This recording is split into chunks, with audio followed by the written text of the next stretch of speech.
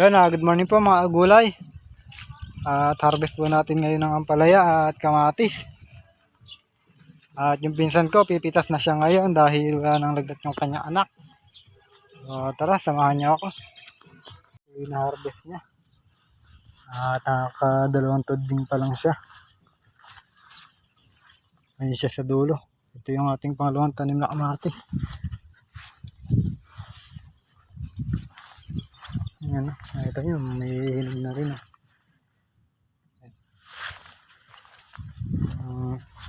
Pangalawang harvest pa lang natin dito.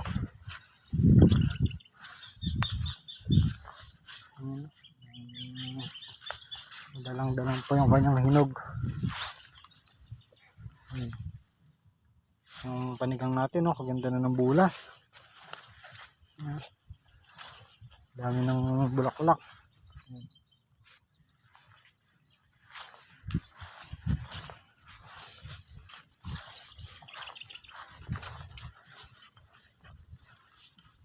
Amastis natin.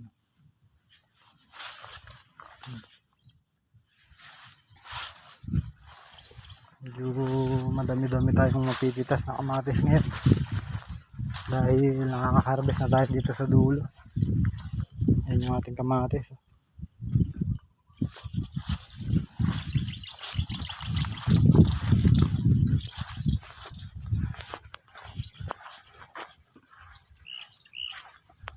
Panigang natin, no.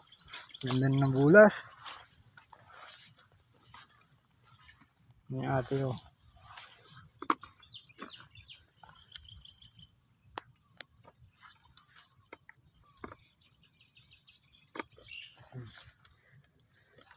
Daming bulaklak.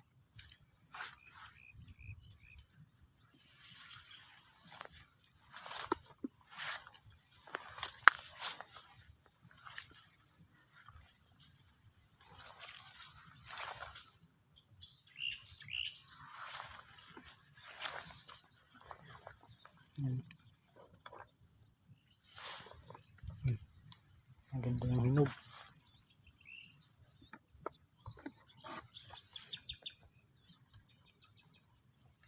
Yung talbos niya, maganda. Ito naman yung ating grafton sa may gawi dito. Yung balbas na rin siya. May kapitan na ng ano. Ang talbos. Lagyan natin yung kahapon.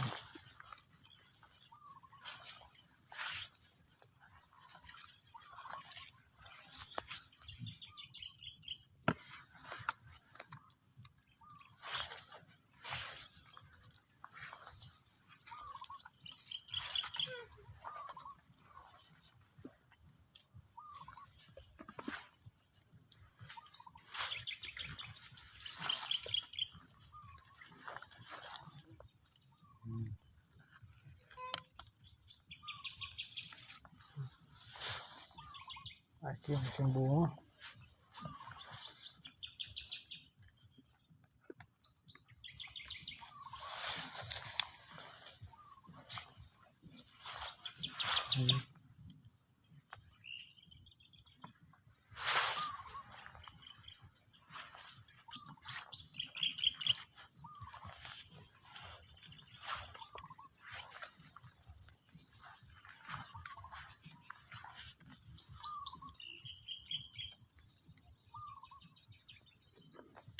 Ay, gumanda yung bunga ng ating panigang, oh. Marami pa siyang maliliit. Ngayon pa lang nakabawi.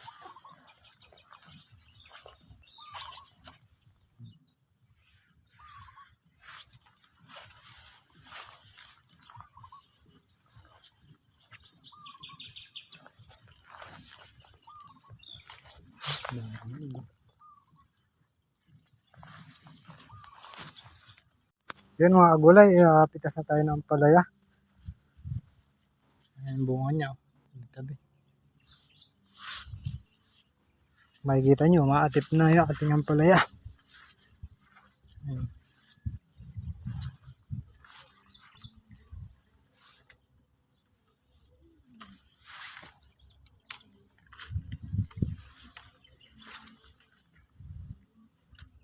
Marami siyang ano yan, alanganin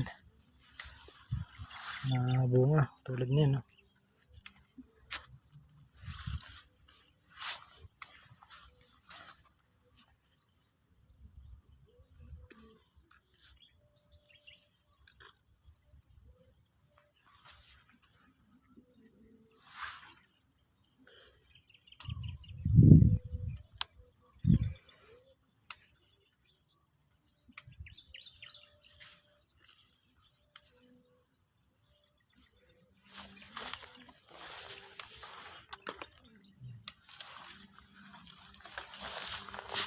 Ito yung kamatis natin dito.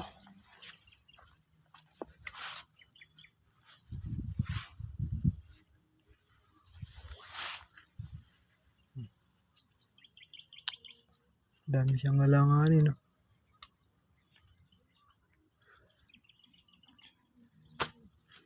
Tingin ko atras ulit yung ating ampalaya ngayon dahil puro alanganin pa yung bunga. Pag ganong kalaki.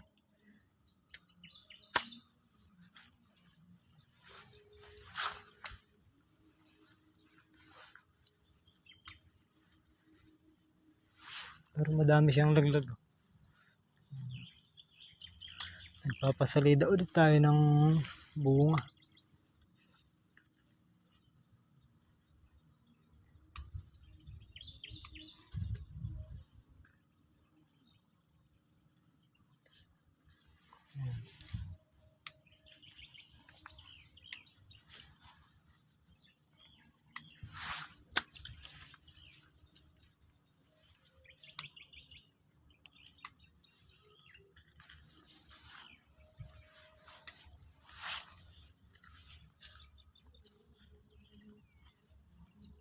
Punta sa baba. Sa baba.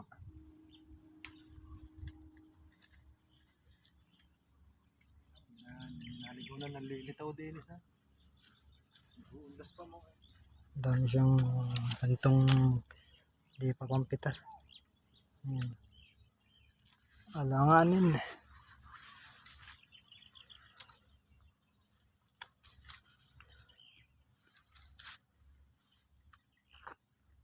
Nakuha mo yung pare ko, may magulang. Yan, matanda. Matandang magulang.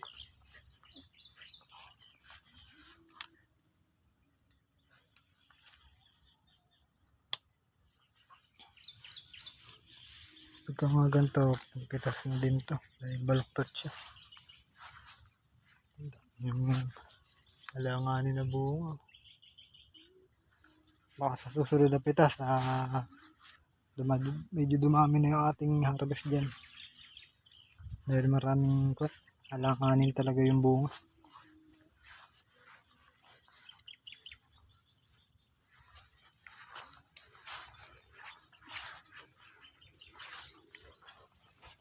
Ulid yan. Puro alanganin yung bunga.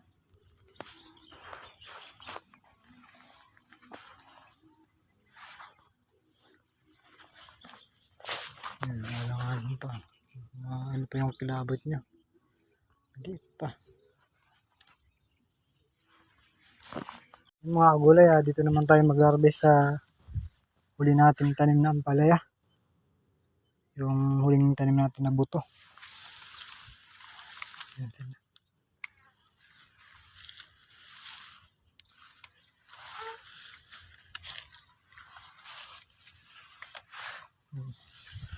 Malalaki. Dahil bata pa lang to. Hindi pa ganun ka edad. Kaya malalaki ito yung kanyang bunga. Yan.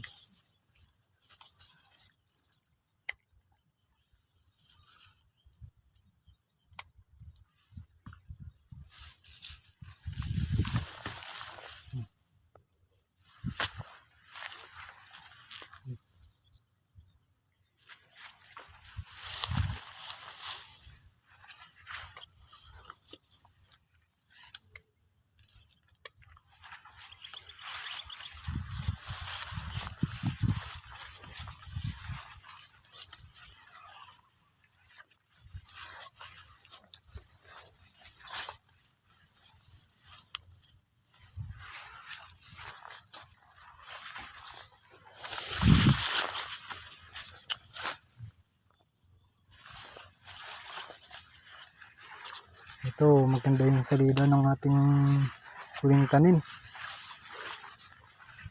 Yan. Maganda yung kanyang salida.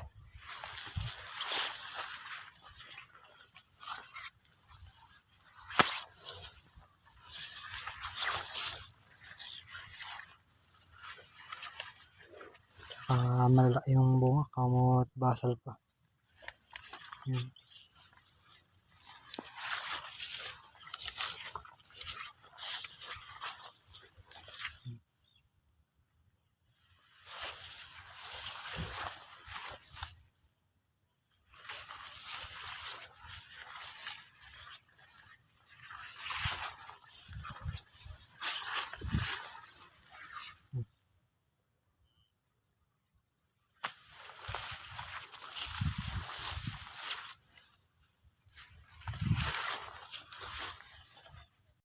Yan mga kagulay, dito naman tayo sa ating unang tanim na ampalaya. Ayan, makikita nyo, malapit nang matapos yung kanyang serbisyo. Dahil yung dilaw niya, sa ibabaw na. Pero may pa ilan-ilan pa rin panggod na bunga. Kaya lang, halos puro segunda na. Dahil ilang pitas na lang, bye-bye na. Yan. Ilang pitas na lang, bye-bye na. At yung Taiwan natin na nakasingit sa ampalaya, pampitas na rin yan. Pipitasin mamaya ni Tata August. Yan. Dahil yung ating namimitas ng kamatis, di pa yari. Ito pa sa loob ng balag yung pitasin.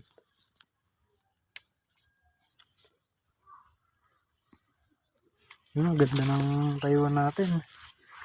Sana 500 yung kilo ngayon para sulit. Yan yung itsura ng bunga natin, no? Talagang iba na yung itsura ng bunga dahil maedad na. Bali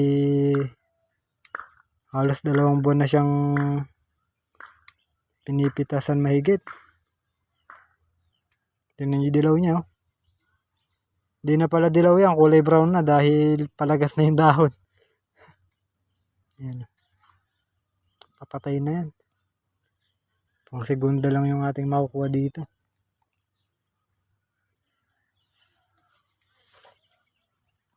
Mga gulay, dito na yung ating buyer. Entrepreneur na sila.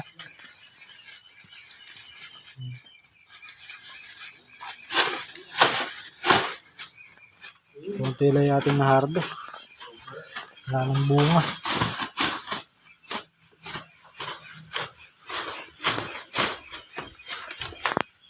Ito na yung na-bundle natin na kamatis. Yung 13 bundle. Bali 130 kilo.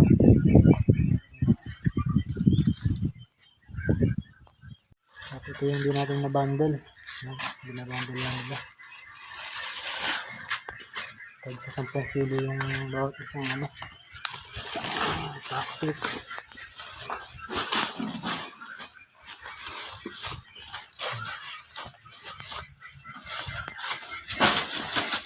Ito yung din natin na tenor, naka 50 kilos pa, bali 160 kilo yung napitas natin na kamatis ngayon. At ayun yung nakuha nilang gulay. Puro pipino.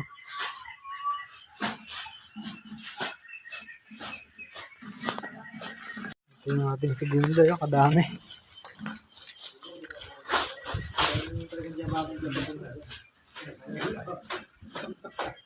Pagdami na segunda. Yung good natin, ilang bundle pa lang.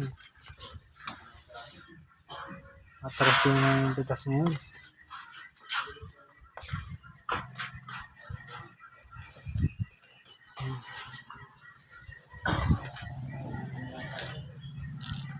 Yun mga kagulay, ito lang yung ating napitas. 187 kilo.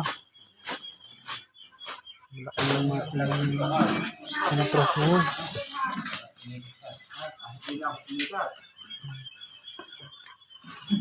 Malaki yung inatras. Kailangan kayo pa rin yung order, no? Yun, anim na bundle naman yung segunda, 60 kilo.